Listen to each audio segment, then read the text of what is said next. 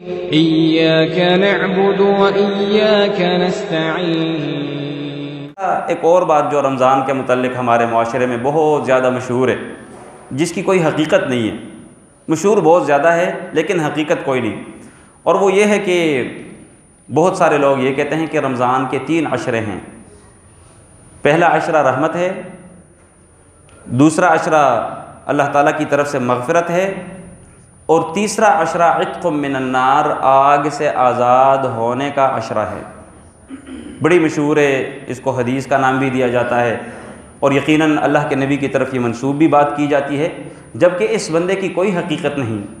ایک بات یاد رہے، رمضان شروع سے لے کر آخر تک رحمتوں کا مہینہ ہے۔ یہ نہیں کہ صرف اول عشرے میں رحمتیں ہیں اور باقی رحمتیں ختم، نہیں بھائی۔ اللہ کے نبی علیہ السلام نے یہی کہا تھا نا کہ جب رمضان کا چاند طلوع ہوتا ہے تو تفتح ابواب الرحمہ، رحمت کے دروازے کھول دیے جاتے ہیں۔ رمضان کے داخل ہوتے ساتھ ہی رحمت کے دروازے کھول دیے جاتے ہیں اور پھر آخر میں جا کے بند ہوتے ہیں۔ اسی طریقے سے سارے کا سارا رمضان، اول سے لے کر آخر تک سارے کا سارا رمضان مغفرت کا مہینہ ہے، نہ کہ صرف درمیان والا عشرہ مغفرت کا ہے۔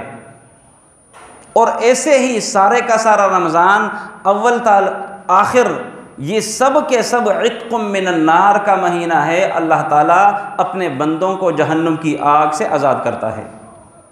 سارے کا سارا مہینہ ایسا ہے، لہٰذا ایسی کوئی بات جس کی کوئی سند آپ کو معلوم نہیں، ویسے ہی مشہور ہے، لہٰذا نہ تو اس کو آگے فارورڈ کریں نہ اس کو آگے بیان کریں جب تک آپ کو اس کے متعلق مضبوط ثبوت آپ کے پاس نہ ہو، وگرنہ یہ معاملہ بڑا حساس ہے۔